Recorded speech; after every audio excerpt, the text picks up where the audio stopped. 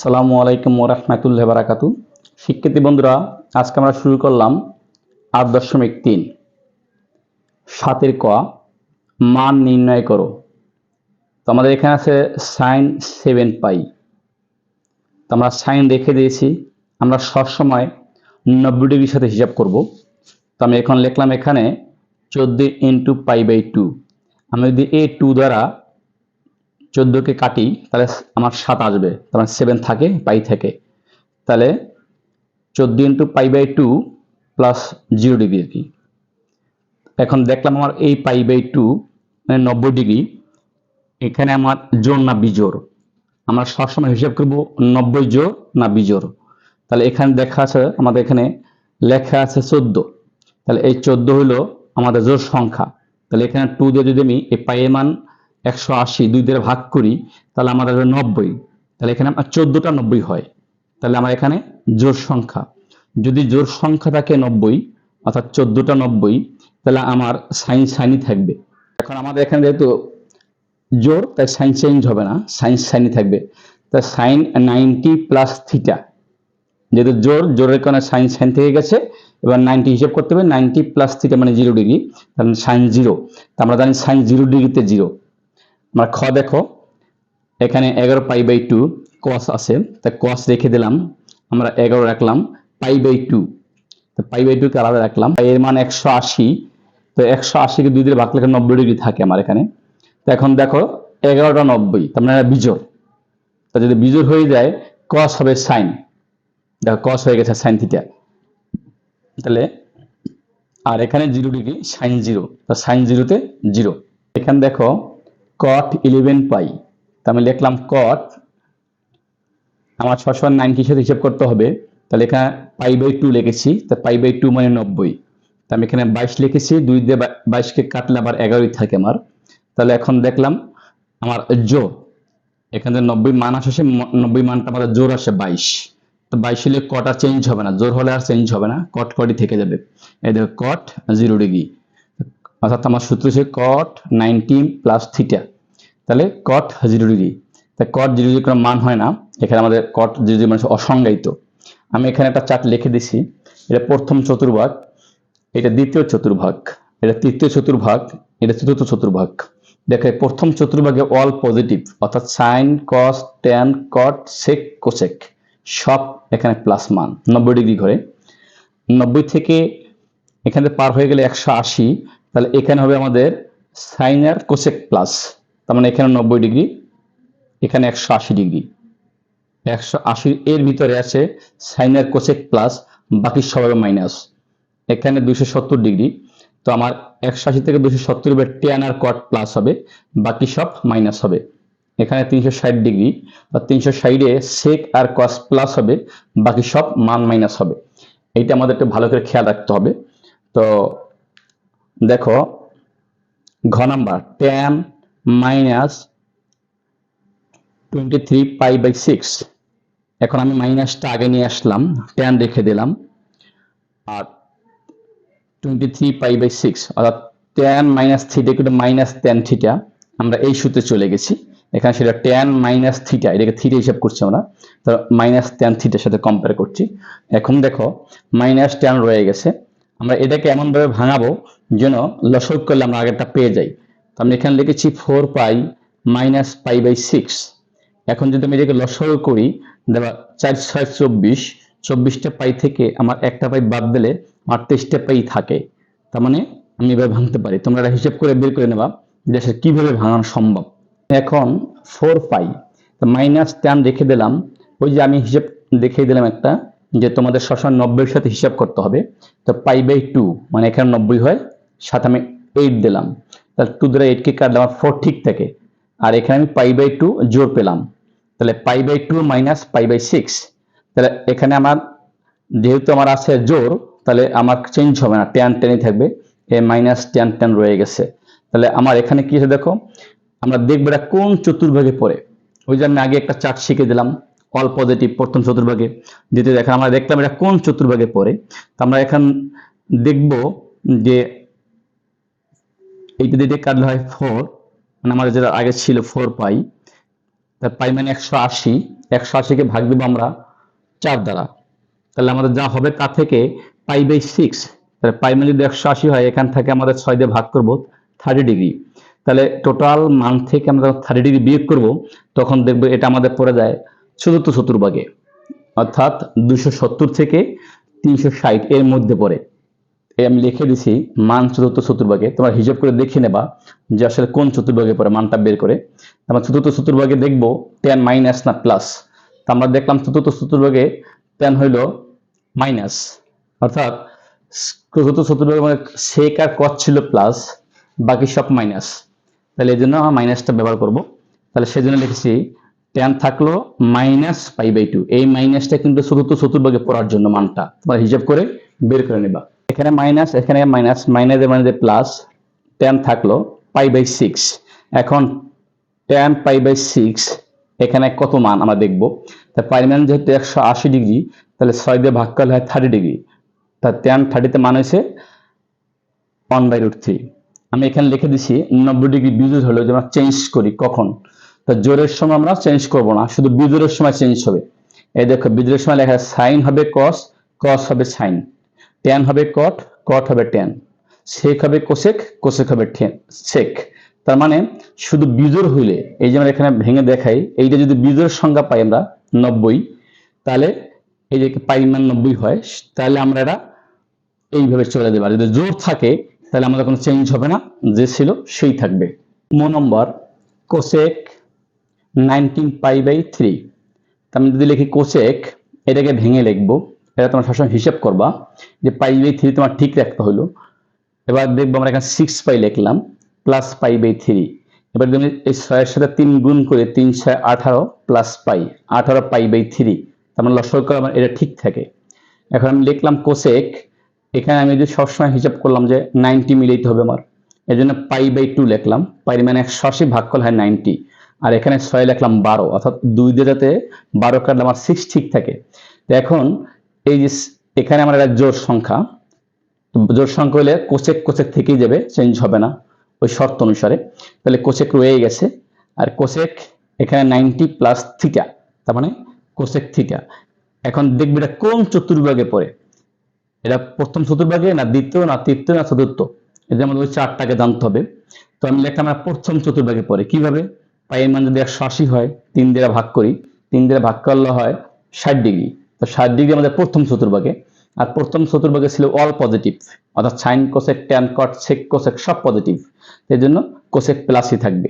এই এখন প্লাস রয়ে গেছে। আর কোসেক π/3 মানে এটার মান কত, π/60 ডিগ্রি, তো আমাদের হিসাব করে দেখলাম যে কোসেক 60 ডিগ্রির মান হলো 2/√3। 4 নাম্বার দেখো sec মাইনাস 25 π/2, তো sec minus theta equal to sec theta সূত্র, তো আমরা এখানে লিখলাম sec মাইনাস থিটা, এটা কল্পনা করছি আমি, পাশে সাইড নোট লিখে দিছি সূত্র, তো মাইনাসটা অটোমেটিক চলে গেছে, কারণ sec মাইনাস থিটার সূত্র হলো sec থিটা, এই লিখলাম আমি sec থিটা, থিটা বলতে এখানে 2π/2। এখন আমি সে আবার আগের মতো চলে যাব, এখানে দেখো sec রেখে দিছি, 25 রেখে দিছি, ইন্টু π/2, যেহেতু এটা মিলে গেছে আমার 0। এখন দেখলাম আমি π/2 মানে 90 ডিগ্রি, 90 ডিগ্রি এখানে জোড় না বিজোড়, এখানে যেহেতু 25 তার মানে সংখ্যাটা বিজোড়, তাহলে 90 ডিগ্রি যদি বিজোড় হয় তাহলে আমার চেঞ্জ হয়ে যাবে, আমার দেখো সেক চেঞ্জ হয়ে কোসেক হয়ে গেছে, আর এই 0 ডিগ্রি রয়ে গেছে, তা কোসেক 0 ডিগ্রিতে কোনো মান নেই, তাহলে আমাদের এটা অসংজ্ঞায়িত। 6 নাম্বার sin 31 π/6, আমি সাইন রেখে দিছি, এখানে একটা ভেঙে লিখছি 5π প্লাস π/6। এখন দেখলাম 5 6 30 প্লাস একটা পাই 31 পাই ঠিক থেকে আমার। এখন আমি এটাকে আবার সে আগের মতো ভেঙে লিখবো π/2, আর এখানে লিখছি 10, যাতে 2 দ্বারা 10 কে কাটলে আমার 5 ঠিক থাকে। তো এখানে 90 ডিগ্রি প্লাস π/6, তাহলে এখানে যেহেতু আমার এখানে জোড় সংখ্যা 10, তাহলে সাইন কোনো চেঞ্জ হবে না, সাইন সাইন থেকে যাবে। এখন দেখবো আমরা কোন চতুর্ভাগে পড়ে, তা আমি দেখলাম এখানে যদি এটা কাটি আমরা, আমাদের হয় 900 ডিগ্রি, অর্থাৎ পাই মানে 180, 2 দিয়ে ভাগ করলে হয় 90, 90 যদি আমি 10 দ্বারা গুণ করি তাহলে 900 হয়, প্লাস π/6, অর্থাৎ 6 এর এবার যদি ভাগ করি আমরা 180 কে 6 দ্বারা, তাহলে আমাদের আসবে 30 ডিগ্রি, তাহলে 930 ডিগ্রি।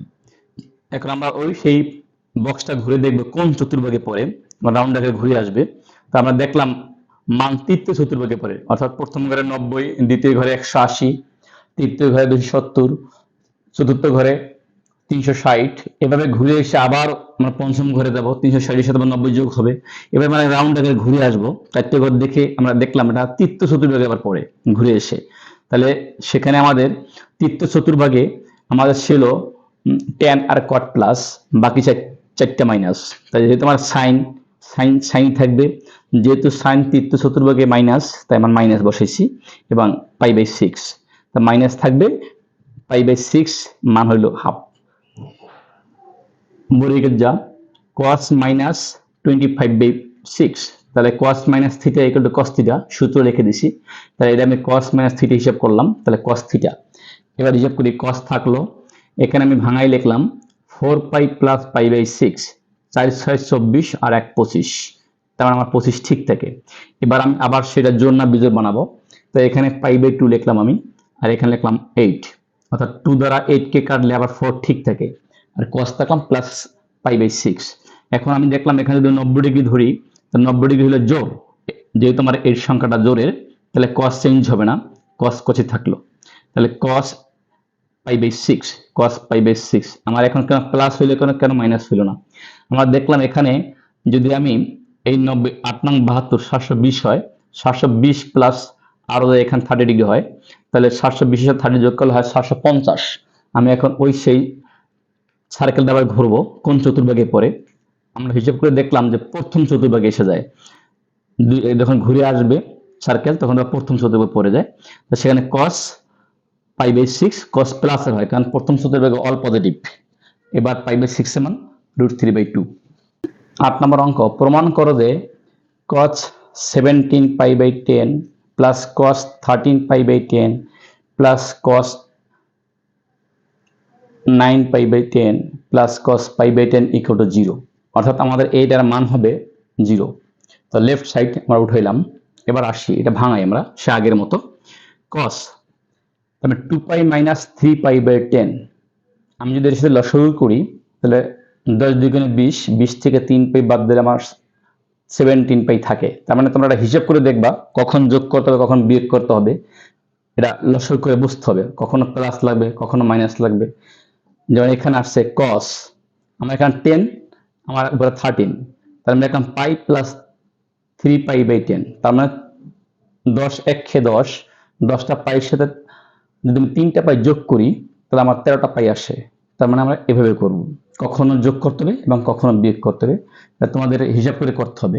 প্লাস এখানে আমার 9 পাই উপরে, আমি cos রেখে দিলাম, 9 পাই মিলানোর জন্য এখানে যদি নিচে 10 আসে, তাহলে আমি লিখলাম পাই মাইনাস π/10, 10 দ্বারা পাইকে গুণ করলে হয় 10π মাইনাস পাই, তাহলে আমার 9π ঠিক থাকে। প্লাস এখানে cos π/10 আমি রেখে দিলাম। এখন আসি, cos cos লিখলাম সে আগের মতো, এখানে পাই মানে আমি 90 ডিগ্রি হিসাব করব, তাহলে π/2 কাটলে আমার 90 আসে, এবং এটাকে আমি 4 বানাইছি যাতে 2 দ্বারা 4 কে কাটলে আবার 2 ঠিক থাকে। তাহলে আমার এখানে 90 ডিগ্রি যোগ, তার মানে 4, তাহলে cos cos থাকবে, চেঞ্জ হবে না, মাইনাস 3π/10। তাহলে এখন আমি দেখব এই মানটা কোন চতুর্ভাগে পড়ে। তাহলে আমি দেখলাম এখানে 360 ডিগ্রি, আর এটা আমি কাটাকাটি করে যে মানটা পাবো সেটা আমি শুধু বিয়োগ করব, বিয়োগ করে দেখলাম কোন চতুর্ভাগে পড়ে। তো যেখানে যে চতুর্ভাগে পড়বে সেখানে প্লাস না মাইনাস সেটা আমরা দেখব। তাহলে এখানে প্লাস মান পেয়েছি আমরা, এই জন্য cos 3π/10। একই রকম ভাবে এখানে যেমন আছে π/2, এখানে 90 এর জোর, তাহলে cos cos থাকবে। এখন এটা মাইনাস হবে না প্লাস হবে সেটা আমার হিসাব করতে হবে কোন চতুর্ভাগে পড়ে, তার উপর ডিপেন্ড করবে। তা আমি আবার বলছি তোমাদের ওই চারটা ভালো করে মনে রাখবে যে কোনটা কোন চতুর্ভাগে পড়ে। তো এখানে দেখলাম আমরা 9 দুগুণে, এখানে যদি আমরা কাটাকাটি করি তো আমাদের আসে 180 ডিগ্রি, 180-র সাথে আবার এখানে 3π গুণ করে 10 দ্বারা ভাগ করব, তাহলে এই 3π মানে 180, তারপর ওটা যোগ করব, যোগ করার পর যে ফলটা আসবে সেটা আমরা চার্টে ঘুরিয়ে দেখব কোন চতুর্ভাগে পড়ে। আমরা দেখলাম মাইনাস cos 3π/10, তার মানে এটা আমাদের যেখানে মাইনাস cos সেখানে পড়ছে। একই রকম ভাবে এখানেও cos 2π মাইনাস π/10, এটা হিসাব করে দেখলাম আমাদের মাইনাসের ঘরেই পড়ে, আবার এখানে তো রয়ে গেছে। এখন দেখলাম এখানে cos 3π/10, এখানে আছে cos 3 π/10, এটা কাটাকাটি যায়। আবার এখানে মাইনাস cos π/10 প্লাস cos π/10 এটা বাদ হয়ে যায়, তাই থাকে 0 ইকুয়াল টু 0, এটা প্রুভড।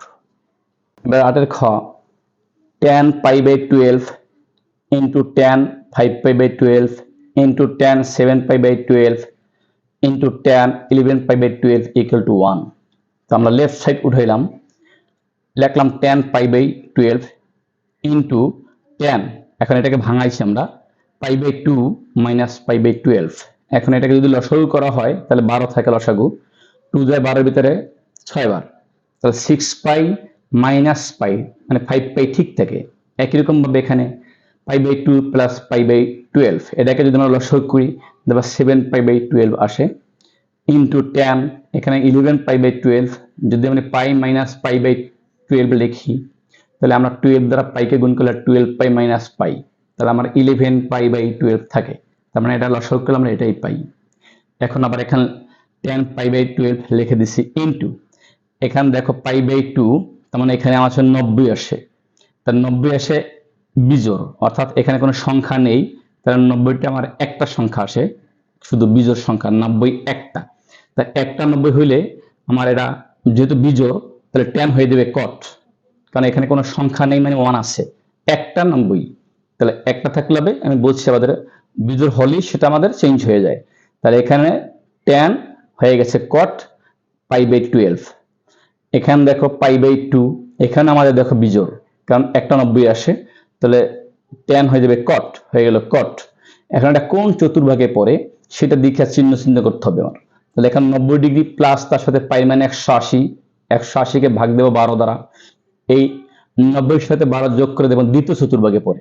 তার দ্বিতীয় চতুর্ভাগে আমাদের tan এবং cot মাইনাস, তাহলে এখানে ছিল tan হয়ে গেছে cot, যেহেতু দ্বিতীয় চতুর্ভাগে tan মাইনাস তাই মান হয়ে গেছে আমার মাইনাস, মাইনাস cot π/2। একই রকম ভাবে এটাও দেখো পাই মান 180, তাহলে পাই মান যেহেতু আমার 180, তাহলে আমি এই পাইকে যদি আমি 2 দ্বারা ভাগ করি তাহলে আবার জোড় সংখ্যা আসে, অর্থাৎ 180 আমরা 2 গুণ 90 দেব, তাহলে এখানে 2 মানে জোড় সংখ্যা, 90 জোড় আসে, এই জন্য tan চেঞ্জ হবে না, tan tanই আছে। আর কোন চতুর্ভাগে পড়ে 180 মান থেকে যদি আমি π/12 বাদ দেই তাহলে আমার দেখা গেছে এটা দ্বিতীয় চতুর্ভাগে পড়ে, তো দ্বিতীয় চতুর্ভাগে tan মাইনাস, তাই মান আসছে মাইনাস। এখন দেখো এখানে tan আর এখানে আছে tan, হয় tan স্কয়ার, মাইনাসে প্লাস হয়ে গেছে, সব গুণ, তাহলে আর cot গুণ দিলে cot স্কয়ার π/2 12। এখন আমি লিখলাম tan square π/12, tan square π/12 into cot এর সূত্র হচ্ছে 1/10, তাহলে এখানে cot স্কয়ার π/12 হবে 1/10 স্কয়ার π/12। এখন এই tan স্কয়ার π/12 এই tan স্কয়ার π/12 কাটাকাটি যায়, থাকে আমার 1, আমার রাইট সাইড মিলে গেছে, প্রুভড। 8 এর গ, sin square π/7 plus sin square 5π/14 plus sin square 8π/7 plus sin square 9π/14 equal to 2 আমাদের প্রমাণ করতে হবে।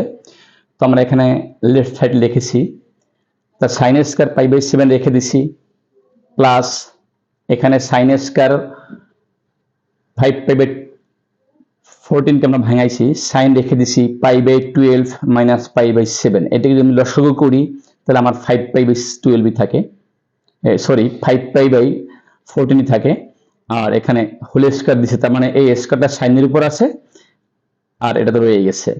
একই রকম ভাবে sin রেখে দিছি, এটাকে ভেঙে লিখেছি π প্লাস π/7, তার মানে লসাগু করলে আমার 8π/7 থাকে, এবং এই স্কয়ারটা বাইরে দিয়ে দিছি, যাতে স্কয়ার করলে আবার sin স্কয়ার হয়, প্লাস এখানে sin রেখে দিছি, এটাকে ভাঙাই লিখছি π/2 প্লাস π/7, এটাকে যদি আমরা লসাগু করি তাহলে আমাদের 9π/14 আসে, আর স্কয়ারটা বাইরে দিয়ে দিছি। এবার sin স্কয়ার π/7 রেখে দিছি, প্লাস আমি এখন দেখব এখানে π/2 মানে 90 ডিগ্রি, তাহলে একটা 90 আসে, তাহলে sin cos হয়ে যাবে, যেহেতু বিজোড় একটা 90 মানে বিজোড় একটা, তাহলে cos হয়ে গেছে। আর আমি দেখব এটা কোন চতুর্ভাগে পড়ে, তো আমি 90 মাইনাস π/7, পাই এর মানটা ভাগ করলে 7 দ্বারা যা থাকে 90 থেকে আমরা সেটা বিয়োগ করব, তো তাহলে 90 থেকে বিয়োগ করলে এটা প্রথম চতুর্ভাগই পড়ে সে মানটা, তার সাইন প্রথম চতুর্ভাগে প্লাস, এই জন্য এখানে কোনো মাইনাস ব্যবহার হয় নাই, আমাদের প্লাস থাকবে।